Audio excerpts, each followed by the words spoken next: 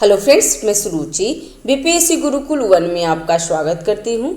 आज हम देखेंगे फ्रेंड्स एडुटेरिया का करंट कॉन्सेप्ट, जिसका जो अंक नंबर है, वॉल्यूम है 13। ठीक है, और ये 70 बीपीएससी प्रीलिम्स के लिए इम्पोर्टेंट है और 1 से 15 जुलाई 2024 तक का है। इससे पहले जनवरी से जून तक आपको पूरा करंट अफेयर आपको अपलोड हो चुके हैं प्लेलिस्ट में।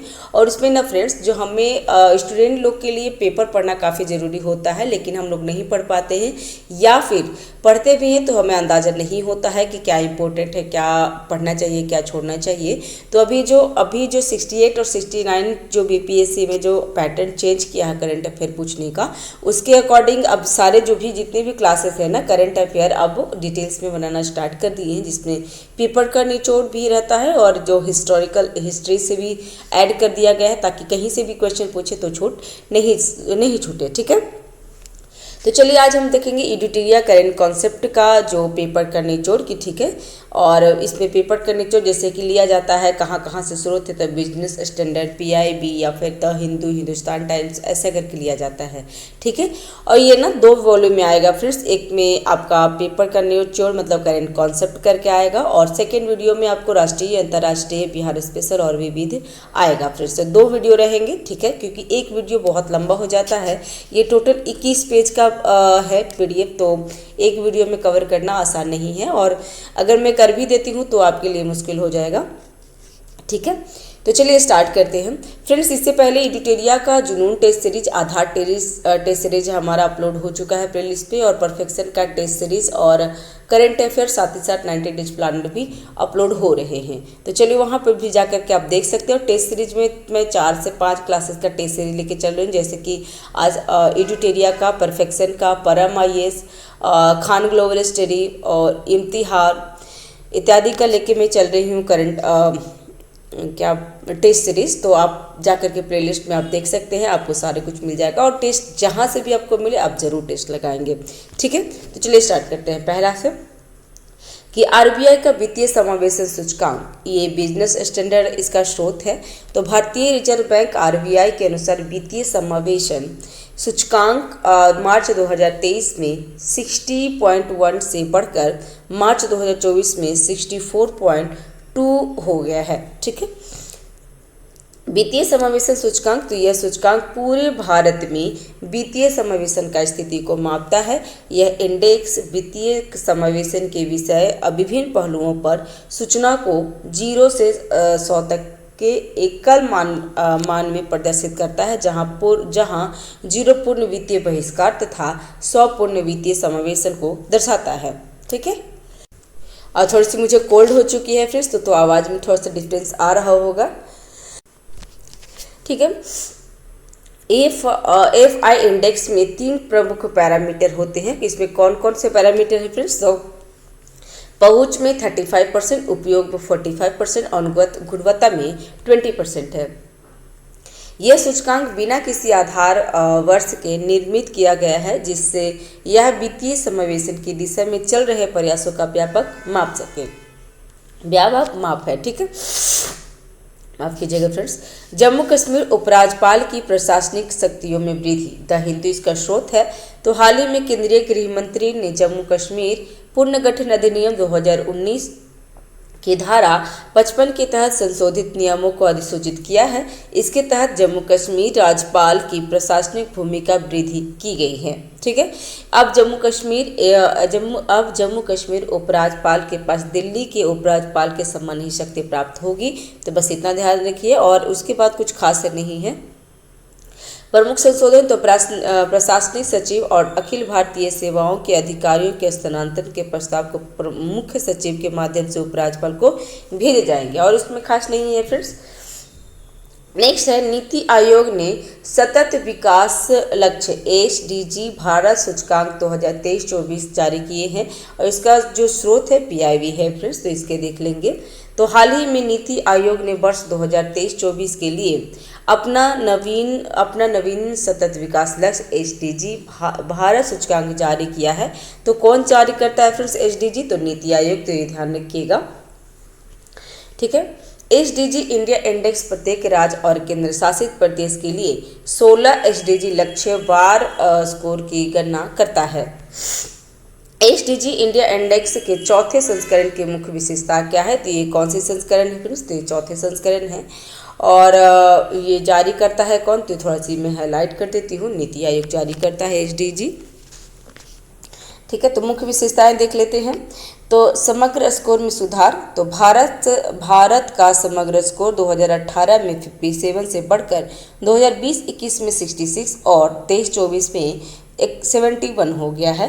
क्षेत्रवार सुधार, तो लक्ष्य 1 गरीबी उन्मूलन, 8 समुचित निर्माण कार्य और आर्थिक विकास, 13 में जलवायु के अनुकूलन करवाई और के में उल्लेखनीय प्रगति देखी गई है। ये अब फ्रंट रनर श्रेणी 65 to 99 के बीच का स्कोर में है।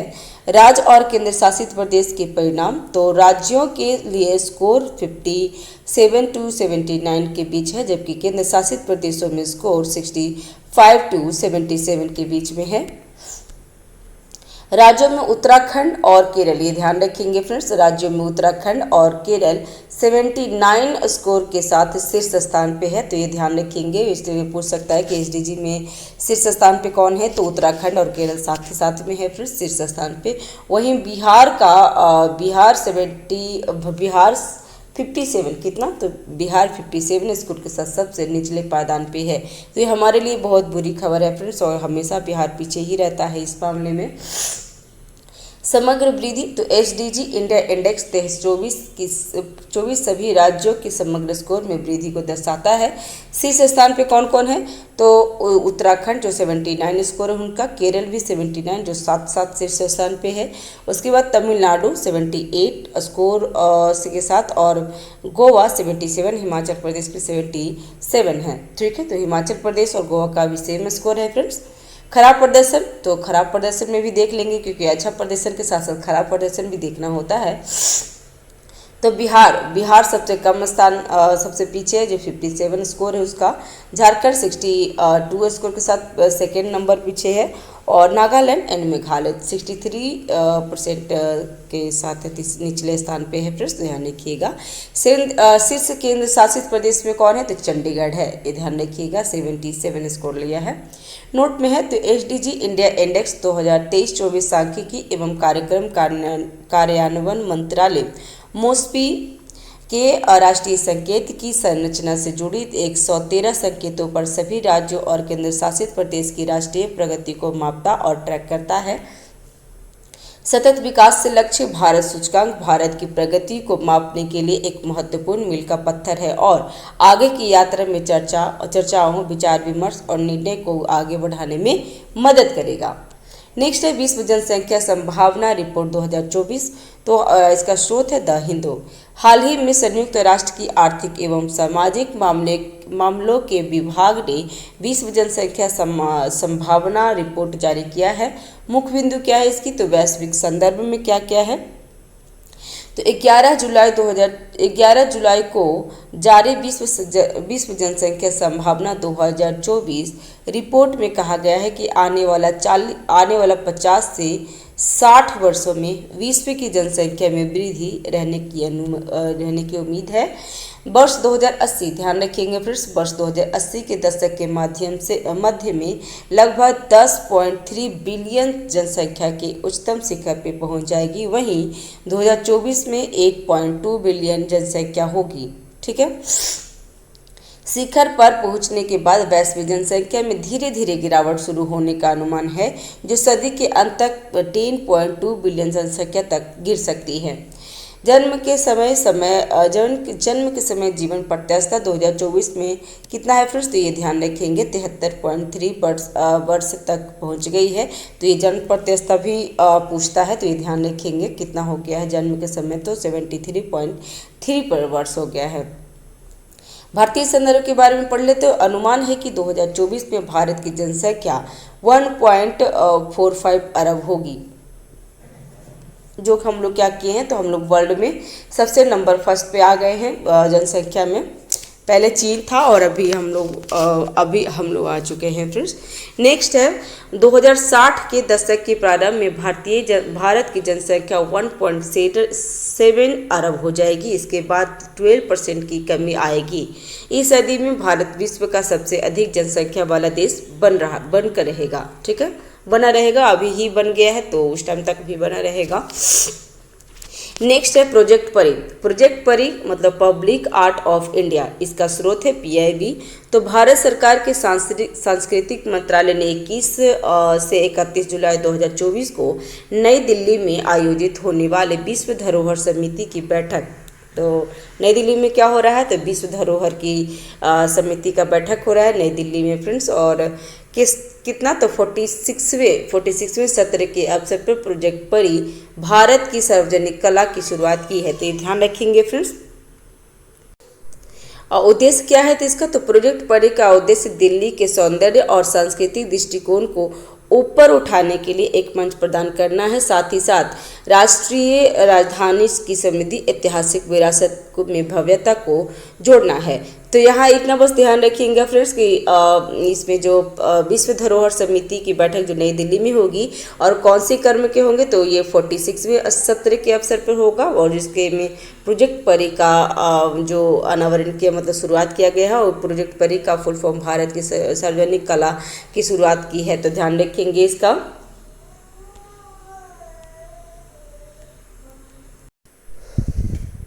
नेक्स्ट है संविधान हत्या दिवस। इसका स्रोत है द इंडियन एक्सप्रेस। एग्जाम में ध्यान रखिएगा फ्रेंड्स, क्योंकि जब भी नया दिवस घोषित किया जाता है तो उस टाइम उसका क्वेश्चन पूछ लेता है। तो हाल ही में केंद्र सरकार ने प्रतिवर्ष 25 जून को संविधान हत्या दिवस के रूप में मनाने का निर्णय लिया है। तो ये कब, तो 25 जून को, डेट याद रखेंगे फ्रेंड्स।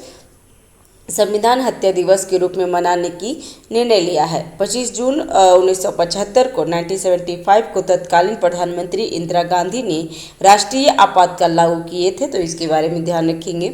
उद्देश्य क्या है, तो इसका उद्देश्य आपातकाल के दौरान कठिनाइयों का सामना करने वाले को सम्मानित करना तथा संविधान की अवहेलना के परिणामों का उजागर करना है। ऐतिहासिक संदर्भ क्या है इसमें, तो 25 जून 1975 को राष्ट्रीय आपातकाल लागू किए गए थे, जो 21 मार्च 1977 तक चला। इस दौरान नागरिकों के मौलिक अधिकारों का बड़े पैमाने पर निलंबित किया गया था। विपक्षी नेता और आलोचकों को हिरासत में लिया गया था और प्रेस पर सेंसरशिप लगाई गई थी। संवैधानिक प्रावधान, तो आपातकाल प्रावधानों का उल्लेख भारतीय संविधान के भाग 18 में है। फिर से ये ध्यान रखिएगा, ये क्वेश्चन सिंगल में भी पूछ लेता है कि आपातकालीन प्रावधानों का भाग कितने में है, तो भाग 18 में है। अनुच्छेद 352 टू 360 में किया गया है। ठीक है, भारतीय संविधान के भारतीय संविधान में क्या, तो 3 प्रकार के आपातकाल का प्रावधान है। पहला क्या है, तो राष्ट्रीय आपातकाल, जो अनुच्छेद 352 से 354 और 358 से 59 है।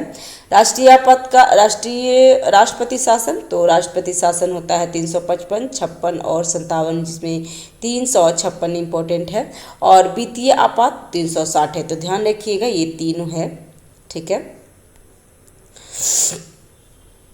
नेक्स्ट है अनुच्छेद। अब इसके अनुच्छेद के बारे में पढ़ लेते हैं फ्रेंड्स। तो अनुच्छेद 352 में है कि राष्ट्रीय आपातकाल की उद्घोषणा जो राष्ट्रपति के द्वारा की जाती है।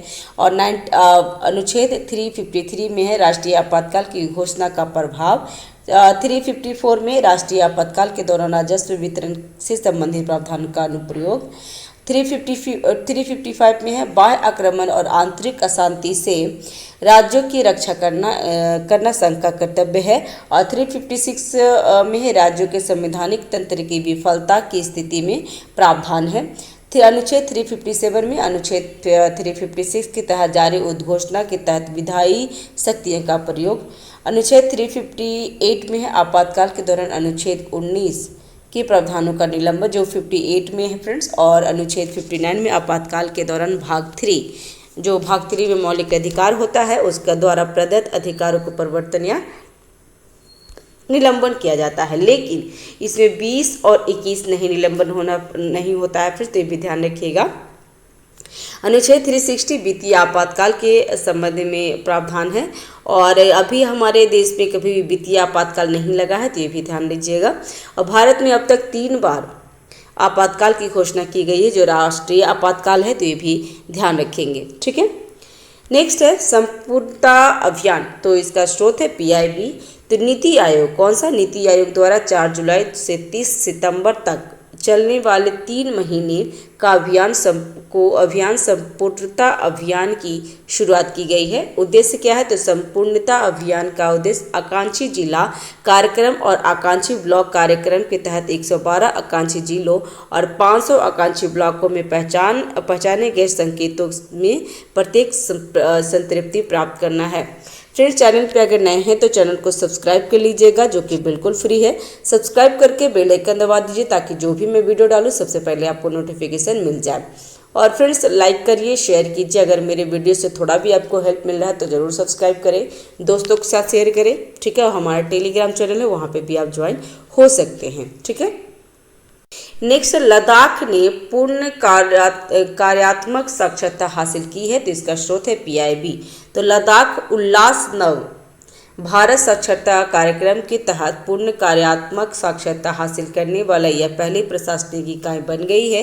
मुख्य बिंदु क्या है इसका? तो केंद्र शासित प्रदेश ने 97% साक्षरता पार कर लिया है, जो केंद्र प्रायोजित योजना के लिए एक बड़ी सफलता है। उल्लास नव भारत साक्षरता कार्यक्रम नव भारत लिटरेसी प्रोग्राम है, तो ध्यान रखिएगा, जिसका फुल जो है NILP। यह एक केंद्र प्रायोजित योजना है जिसे 2022 से 27 तक लागू किया जाएगा। यह योजना राष्ट्रीय शिक्षा नीति NEP 2020 की सिफारिशों के अनुरूप है। इसका उद्देश्य सभी पृष्ठभूमियों से आने वाले 15 वर्ष और उससे अधिक आयु के उन वयस्क को सशक्त बनाना है जो उचित स्कूली शिक्षा नहीं प्राप्त कर सके हैं। उन्हें समाज की मुख्यधारा में लाना है ताकि वे देश की विकास कहानी में अधिक योगदान दे सके।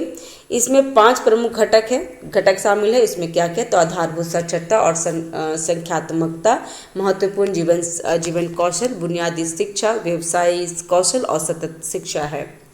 देश भर में इस कार्यक्रम को 77 लाख से अधिक लोग लाभान्वित हुए हैं तथा उल्लास मोबाइल ऐप से 1.29 करोड़ से अधिक शिक्षार्थी और 75 लाख स्वयंसेवी शिक्षक जुड़े हुए हैं, तो ध्यान रखेंगे ये भी। नेक्स्ट है सेहर कार्यक्रम क्या है? तो इसका स्रोत है पीआईबी।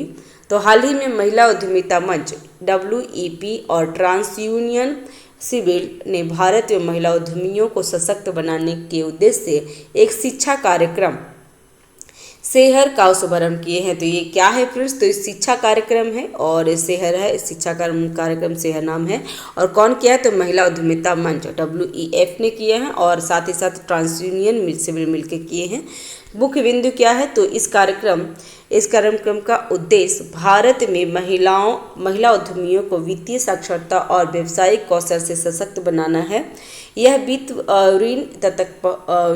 ऋण तक पहुंचने और उसे प्रबंधन के बारे में जागरूकता बढ़ाने, महिला उद्यमियों को अपना व्यवसाय बढ़ाने में मदद करने और आर्थिक विकास में योगदान देने पर केंद्रित है। MSME के उद्यम पंजीकरण पोर्टल URP के अनुसार भारत में 63 मिलियन सूक्ष्म, लघु और मध्यम उद्यम है, जिसमें 20.5% महिला स्वामित्व वाले हैं, जो 27 मिलियन लोगों को रोजगार देते हैं। नेक्स्ट है महिला उद्यमिता कार्यक्रम WEP के बारे में। तो यह नीति आयोग द्वारा विकसित एक सार्वजनिक निजी भागीदारी मंच है। तो किसके द्वारा विकसित है फिर? तो नीति आयोग द्वारा, ये भी ध्यान रखेंगे। ठीक है, कि महिला उद्यमिता कार्यक्रम नीति आयोग द्वारा किया गया है और जिसका उद्देश्य भारत में महिला उद्यमियों के लिए एक सक्षम वातावरण बनाना है, तो ध्यान रखेंगे। नेक्स्ट है डिजिटल भारत निधि, इसका स्रोत है द इंडियन एक्सप्रेस। तो हाल ही में दूरसंचार विभाग DOT ने डिजिटल भारत निधि को क्रियान्वित करने के लिए मसौदा नियम जारी किए हैं, जो ग्रामीण क्षेत्र में दूरसंचार संपर्क बढ़ाने के लिए केंद्र सरकार का नया प्रयास है। मुख्य बिंदु क्या है इसका? तो डिजिटल भारत निधि पूर्ववर्ती सार्वभौमिक सेवा दायित्व निधि का स्थान लेगी। डिजिटल भारत निधि DBN की स्थापना दूरसंचार अधिनियम 2023 के माध्यम से की गई थी। और इसमें अब कुछ खास नहीं है फ्रेंड्स, तो इसमें से क्वेश्चन जो एग्जाम के लिए उतना कुछ भी नहीं है, तो ध्यान रखेंगे। नेक्स्ट है मखाना के लिए MSP। ये हमारे लिए इम्पोर्टेंट होगा क्योंकि ये बिहार का न्यूज है। इसका स्रोत है द हिंदू। हाल ही में बिहार सरकार ने केंद्र से जलीय उत्पाद मखाना के लिए न्यूनतम समर्थन मूल्य MSP घोषित करने का आग्रह किया है। तो बिहार सरकार ने MSP घोषित करने के लिए बोला है, जिसमें जो मखाना का है, और मखाना का GI टैग हमें प्राप्त है फ्रेंड्स बिहार को। बिहार सरकार ने दरभंगा स्थित भारतीय कृषि अनुसंधान परिषद राष्ट्रीय अनुसंधान केंद्र ICAR NRC में मखाना के लिए कर्मचारियों की कमी की शिकायत की है। ठीक है फ्रेंड्स, चैनल पे अगर नए हैं तो चैनल को सब्सक्राइब कर लीजिएगा, बेल आइकन दबा दीजिएगा फ्रेंड्स। जो भी त्रुटि आती है तो आप मुझे कमेंट बॉक्स पे बता सकते हैं। हमारा टेलीग्राम चैनल है तो वहाँ पे भी आप ज्वाइन हो सकते हैं। ठीक है,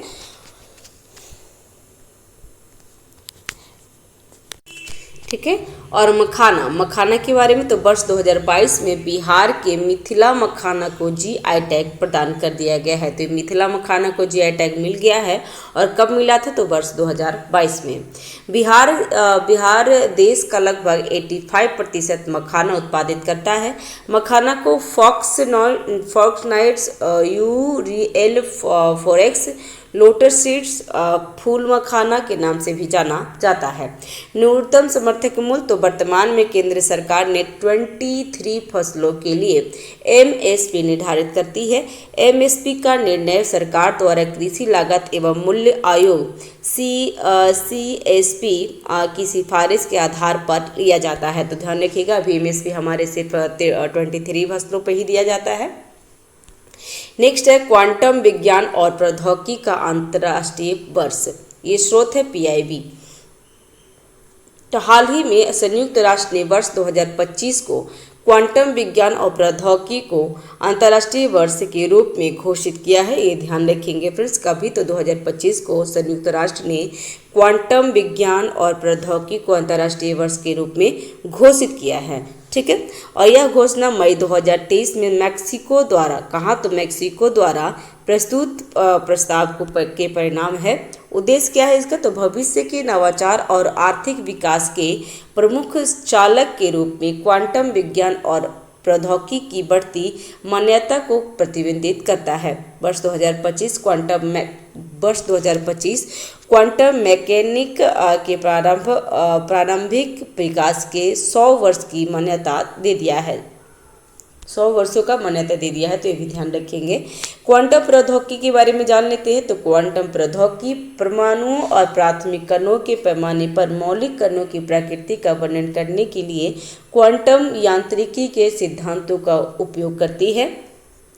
quantum computer qubit quantum bits में गणना की जाती है, तो ये भी ध्यान रखेंगे। इसमें प्रोसेसर एक के साथ 1 और 0 हो सकते हैं, जिसे क्वांटम सुपरपोजिशन कहा जाता है।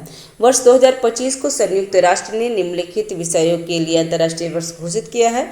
इसमें सहकारिता का अंतर्राष्ट्रीय वर्ष, शांति और विश्वास का अंतर्राष्ट्रीय वर्ष और ग्लेशियर संरक्षण का अंतर्राष्ट्रीय वर्ष है। तो ये तीनों भी घोषित किए हैं, ध्यान रखेंगे। संयुक्त राष्ट्र एक या अधिक विषयों को अंतर्राष्ट्रीय वर्ष के रूप में घोषित कर सकता है। ठीक है, नेक्स्ट है तलाकशुदा मुस्लिम महिलाओं का भरण पोषण अधिकार। तो द हिंदू इसका स्रोत है। तो हाल ही में सुप्रीम कोर्ट ने मोहम्मद अब्दुल समद बनाम तेलंगाना राज्य के फैसले में तलाकशुदा मुस्लिम महिला की दंड प्रक्रिया संहिता 1973 और 1973 के धारा 125 के तहत भरण पोषण का दावा करने का अधिकार को बरकरार रखा है। पृष्ठभूमि क्या है इसकी? तो याचिकाकर्ता ने तर्क दिया कि भरण पोषण का दावा CRPC की धारा 125 के बजाय मुस्लिम महिला तलाक पर अधिकार का संरक्षण अधिनियम 1986 के तहत शासित होना चाहिए। सर्वोच्च न्यायालय का फैसला क्या है? तो इसके बारे में देख लेते हैं। तो संसद ने संसद ने 1986 के अधिनियम को लागू करते समय सीआरपीसी की धारा 125 के तहत तलाकशुदा मुस्लिम महिलाओं पर भरण पोषण का दावा करने पर कोई प्रतिबंध नहीं लगाया था।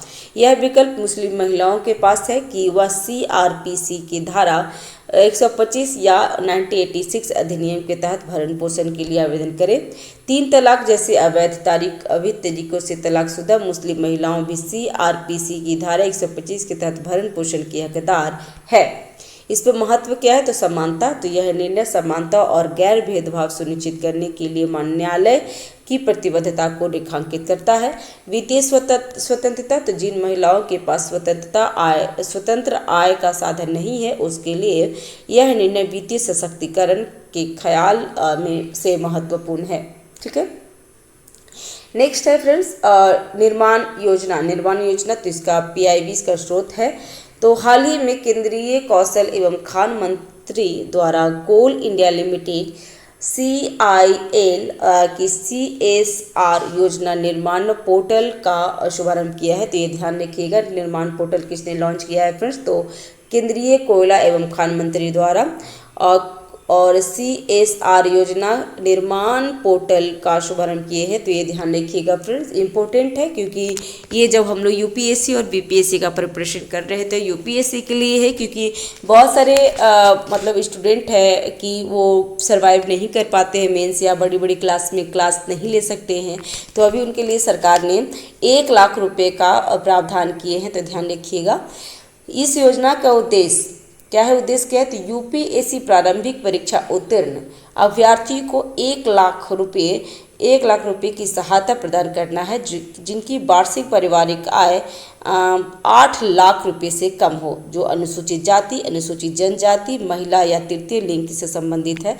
तो बीपीएससी में फ्रेंड्स, बीपीएससी में अगर आप पास करते हैं, पीटी प्री पास करते हैं जिसमें SC ST और जो महिला अगर होंगे तो आपको 50,000 मिलता है फ्रेंड्स, जो कि मैं 67 बीपीएससी में ले चुकी हूँ। और ये ना एक ही बार मिलता है, ये अगर ये नहीं है कि 68, 69 या 70 भी बीपीएससी लिए तो हर बार मिलेगा, आपको एक बार मिलता है। मुझे 67 बीपीएससी में मिल गया है 50,000 रुपये।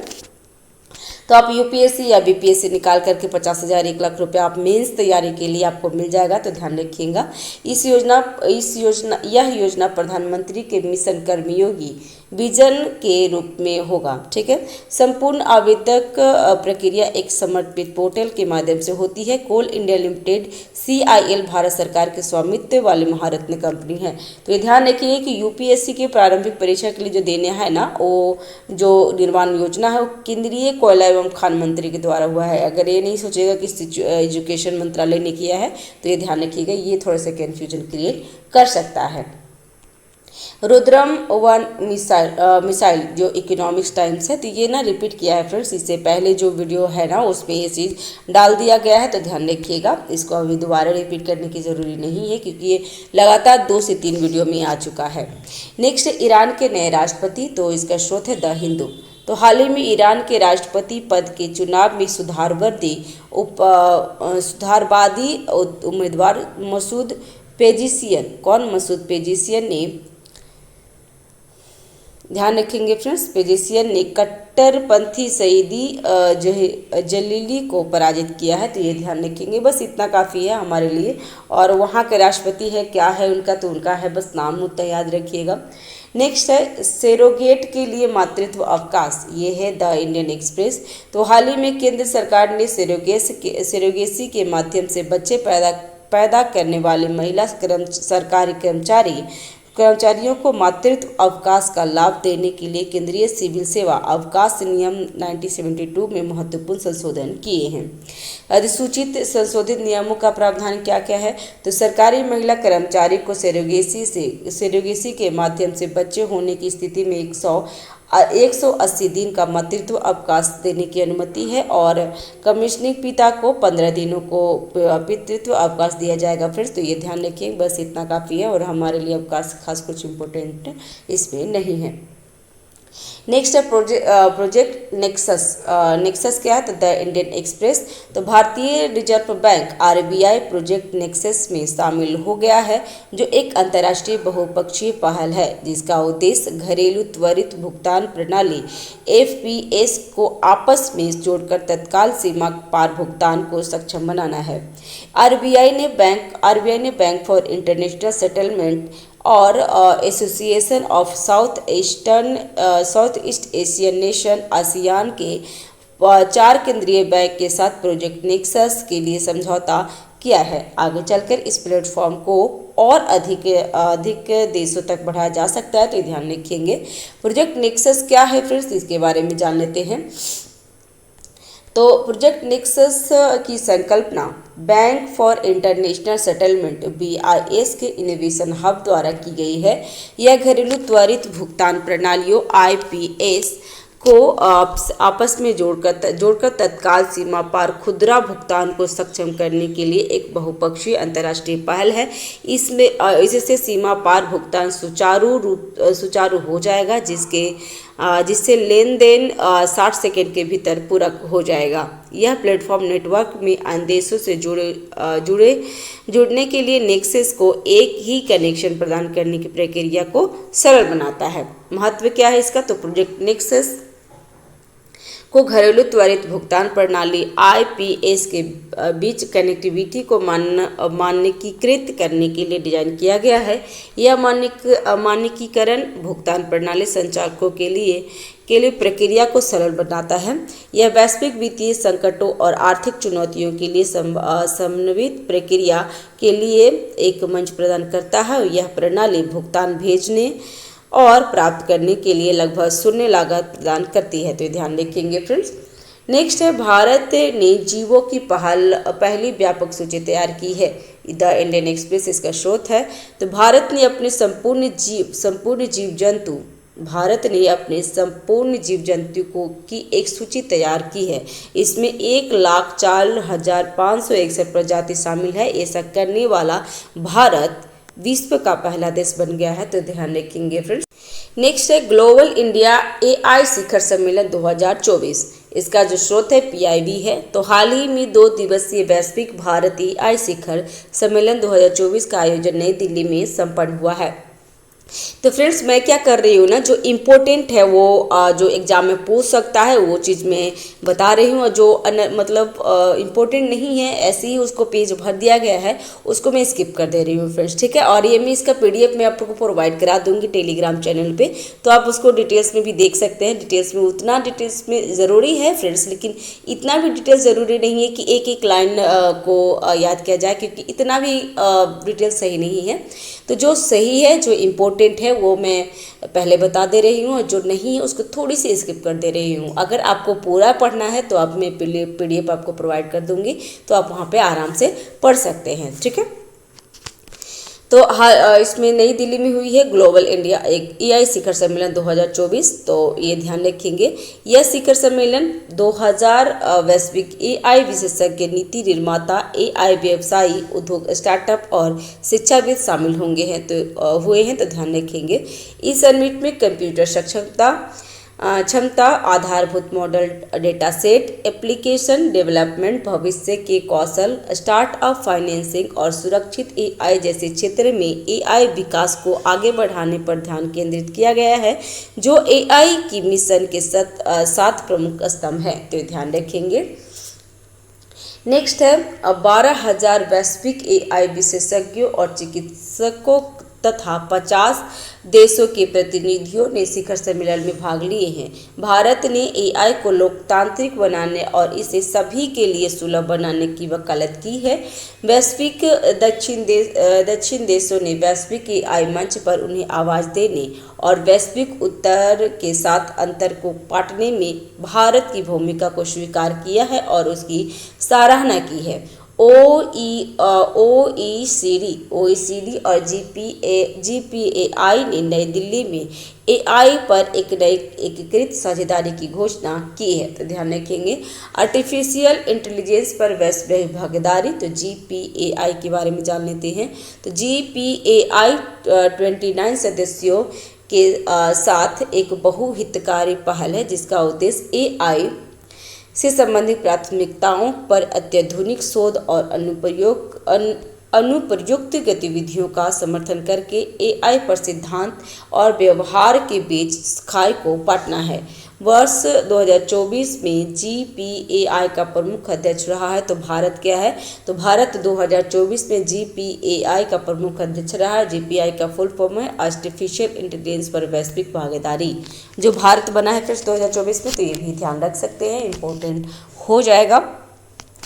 नेक्स्ट है सेवेक्स टू के बारे में, तो द इकोनॉमिक्स टाइम्स है, तो इसके बारे में देख लेते हैं। तो मेक इन इंडिया पहल के तहत सोलर कंपनी इकोनॉमिक्स एक्सप्लोरेसिव लिमिटेड ईईएल द्वारा विकसित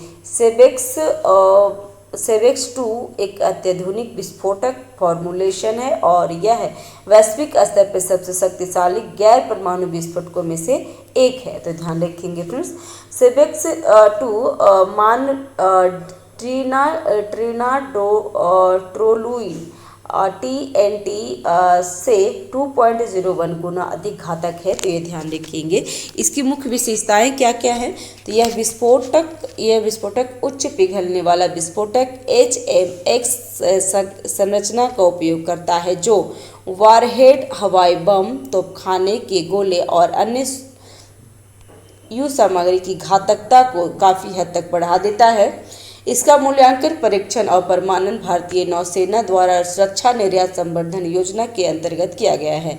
सेवेक्स 2 में 2.01 TNT तुल्यता है, जो दुनिया भर के अधिकांश पारंपरिक वारहेड्स की तुलना में काफ़ी अधिक है, जो आमतौर पर 1.25 से 1.30 तक होती है।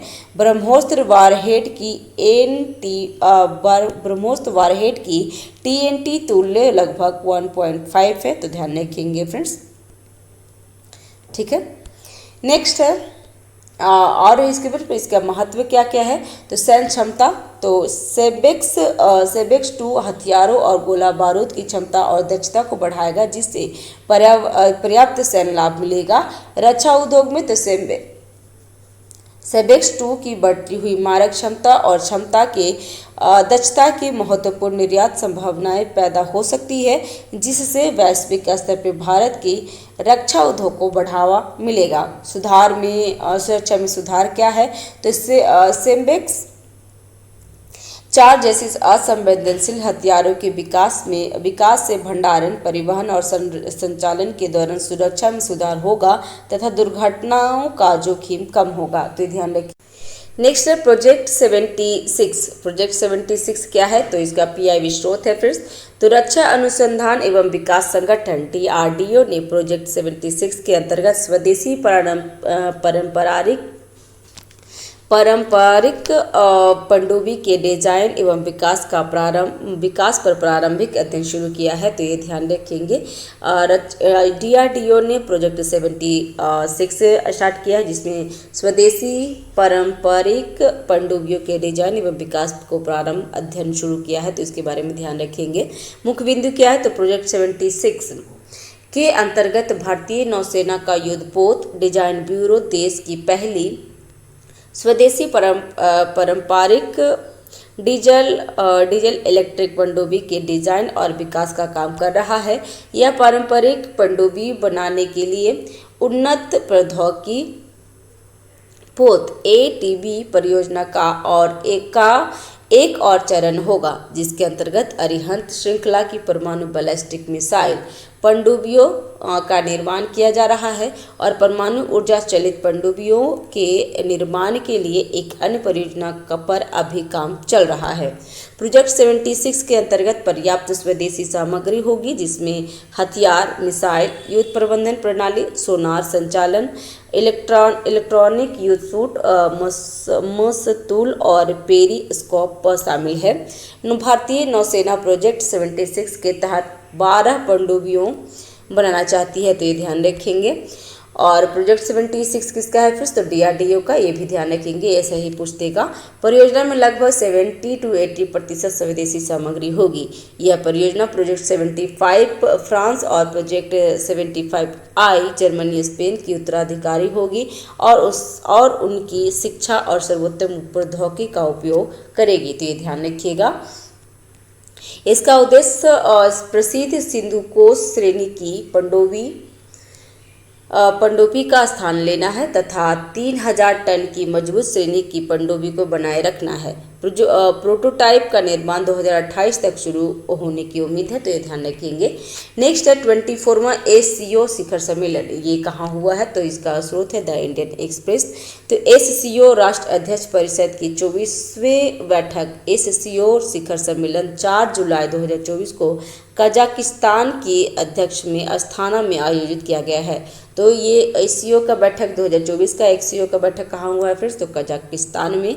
और कजाकिस्तान का जो राजधानी है उसका नाम है अस्थाना, और अस्थाना में ही आयोजित किया गया है।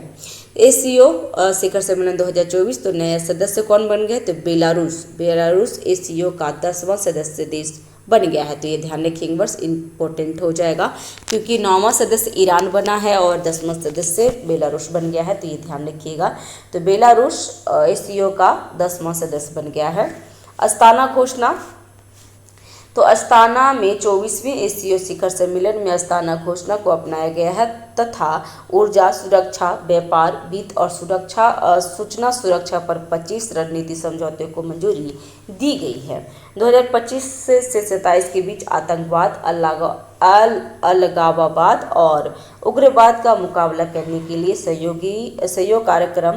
दूसरा है 2024 से 29 के लिए मादक पदार्थ विरोधी रणनीति। 2035 तक SCO विकास रणनीति को अपनाया गया है। अस्थाना घोषणा के तहत सदस्यों ने वैश्विक शांति को बढ़ावा देने तथा एक नई लोकतांत्रिक और आर्थिक व्यवस्था को आकार देने में SCO की भूमिका को रेखांकित किया गया है। वर्ष 2030 तक ऊर्जा सहयोगी के लिए रणनीतियाँ होगी। चीन के किंगदाओ शहर 2024-25 के लिए SCO पर्यटक और सांस्कृतिक राजधानी घोषित किया गया है। तो ये भी ध्यान रखेंगे फ्रेंड्स कि कहाँ, तो चीन के किंगदाओ शहर 2024-25 के लिए SCO पर्यटक और सांस्कृतिक राजधानी घोषित किया गया है। तो ये एक बार भारत में भी हुआ था, जो वाराणसी को घोषित किया गया था फ्रेंड्स। तो ये भी ध्यान रखेंगे कि इस बार SCO पर्यटन और सांस्कृतिक राजधानी घोषित किया गया कहाँ का, 2024-25 के लिए, तो चीन के किंगदाताओं का। तो ध्यान रखेंगे, इंपॉर्टेंट हो जाएगा। नेक्स्ट संघाई सहयोग संगठन SCO के बारे में देख लेते हैं। तो ये क्या है, तो SCO का मूल्य 1996 में गठित संघाई 5 में निहित है, जिसमें रूस, चीन, कजाकिस्तान और किर्गिस्तान और तजाकिस्तान शामिल था। 15 जून 2021 को संघाई में एक अंतर्राष्ट्रीय संघ के रूप में SCO की स्थापना की गई और इसमें छठे सदस्य के रूप में उज्बेकिस्तान को भी शामिल कर लिया गया था। इस समूह का विस्तार 2017 में किया गया, जब भारत और पाकिस्तान इसके सदस्य बन गए हैं। तो भारत SCO का सदस्य कब बना है फ्रेंड्स, तो ये 2017 में बना है। ये भी ध्यान रख सकते हैं, हो सकता है कभी पूछ ले। तो भारत और पाकिस्तान दोनों एक साथ बना था। ईरान 2023 में समूह में शामिल हुआ तथा बेलारूस 10वां सदस्य, सबसे नया सदस्य। तो ईरान 9वां सदस्य है और बेलारूस 10वां सदस्य। तो ये ध्यान रखिएगा। सचिवालय कहाँ है, तो बीजिंग में है। क्षेत्रीय आतंकवाद विरोधी संरचना और आतंकवाद, अलगाववाद और उग्रवाद का मुकाबला करने के लिए स्थापित है। भारत के लिए SCO की प्रासंगिकता क्या क्या है, तो रणनीति साझेदारी। तो SCO की सदस्यता भारत को एक ऐसी मंच में भाग लेने की अनुमति देता है जो मध्य एशिया देशों के साथ सहयोग के दायरे को बढ़ावा देता है, जिसके 1991 गठन के बाद भारत के साथ विशेष रूप से घनिष्ठ संबंध नहीं रहे हैं। फ्रेंड्स, आपको जब मेंस आप एग्जाम देंगे ना BPSC का, तो उसमें एक IR सेक्शन होता है। IR मतलब इंटरनेशनल रिलेशनशिप होता है। उसमें क्या होता है ना कि ये सब क्वेश्चन पूछ लेता है। SCO के बारे में पूछ लेगा अगर नया कुछ हुआ तो, या फिर ITU2 भी हुआ था, तो जो नया में करंट में रहेगा ना वो भी पूछ लेता है फ्रेंड्स। ब्रिक्स के बारे में बार बार पूछता है, तो हो सकता है कि एसीओ के भी आप बारे में पूछ लिए और पहले भी पूछा है, तो आप एक बार जरूर से ध्यान दीजिएगा।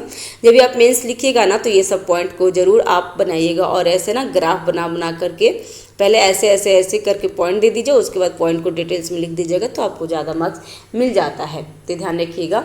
आतंकवाद विरोधी, तो एसीओ के भीतर एक महत्वपूर्ण अस्थायी संरचना क्षेत्रीय आतंकवाद विरोधी संरचना RATS है। यह आतंकवाद विरोधी अभ्यासों के तैयारी में सदस्यों की सहायता करता है। सदस्य राज्यों से आने वाली प्रमुख खुफिया सूचनाओं का विश्लेषण तथा आतंकवाद गतिविधियों और मादक पदार्थों की तस्करी से संबंधित जानकारी साझा करना है। मध्य एशिया देशों के साथ संपर्क, तो एसीओ भारत को मध्य एशिया देशों के साथ संपर्क और व्यापार बढ़ाने में अवसर प्रदान करता है, तो ये ध्यान रखिएगा।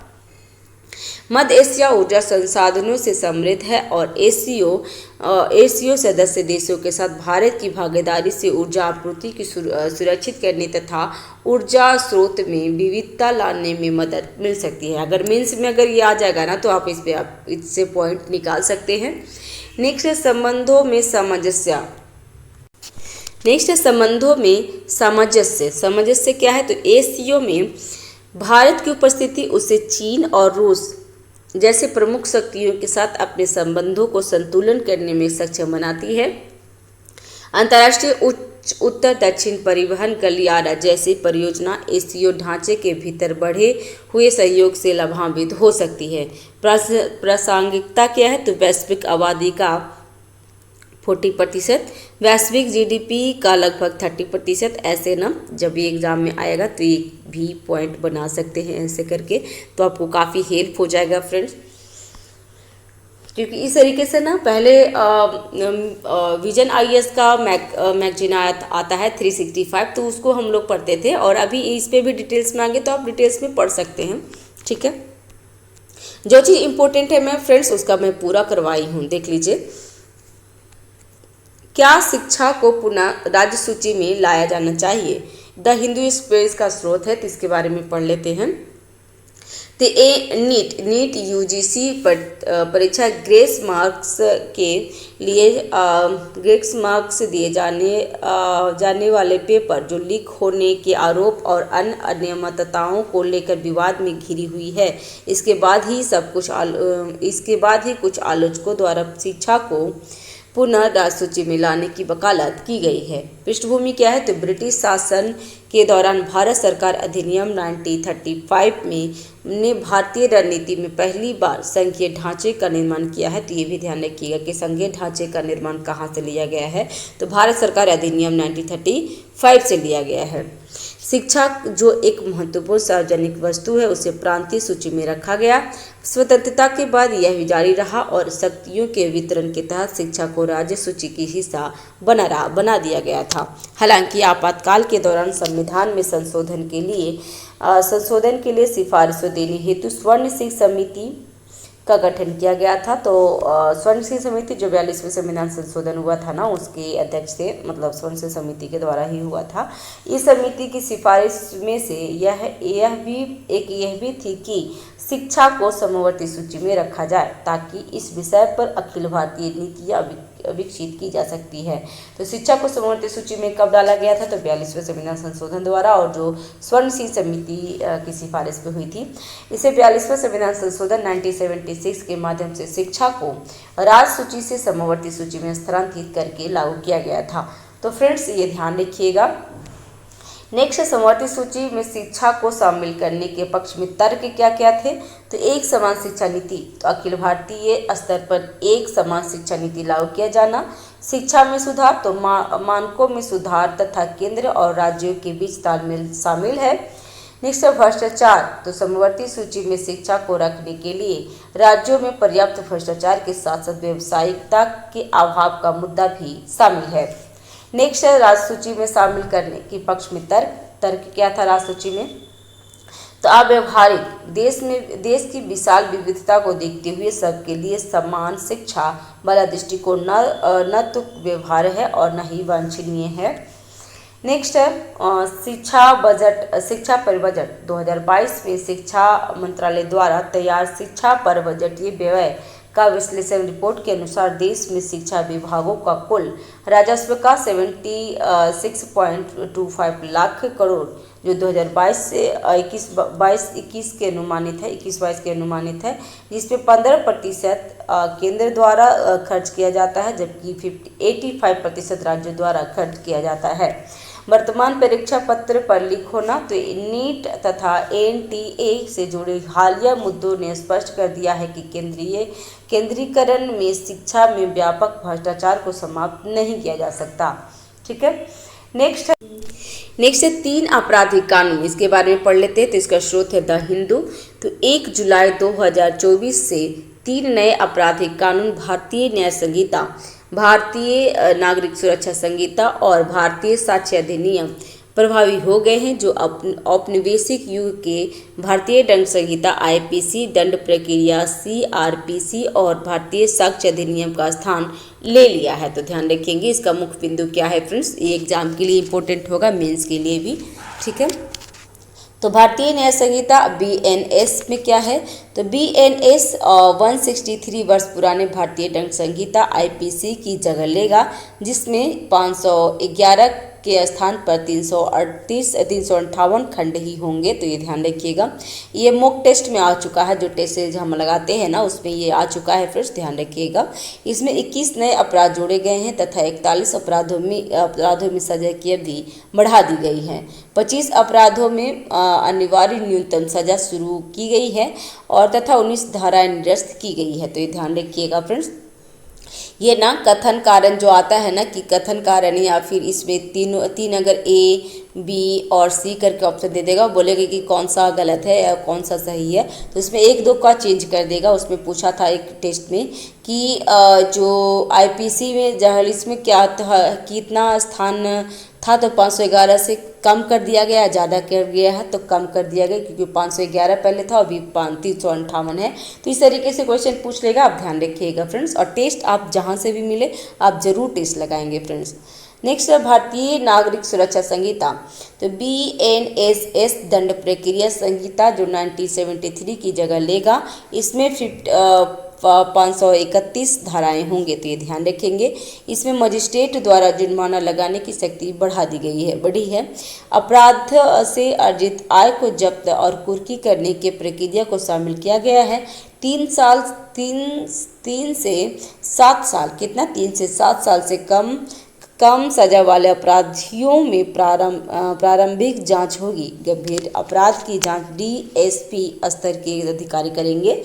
भारतीय साक्ष्य अधिनियम, तो भारतीय साक्ष्य अधिनियम 1872 की जगह इसे लाया गया है और इसमें 2 नई धाराएं और 6 उपधाराएं जोड़ी गई है। तो ये ध्यान रखेंगे।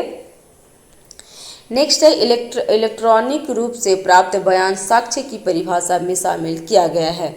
साक्ष्य के रूप में इलेक्ट्रॉनिक और डिजिटल रिकॉर्ड की कानूनी मान्यता होगी। नेक्स्ट है प्रमुख बदलाव, तो नाबालिग से दुष्कर्म पर सजा का प्रावधान, तो नाबालिग बच्चियों से दुष्कर्म को पॉक्सो के साथ सुसंगत किया है। आजीवन कारावास या मृत्युदंड का प्रावधान भी है।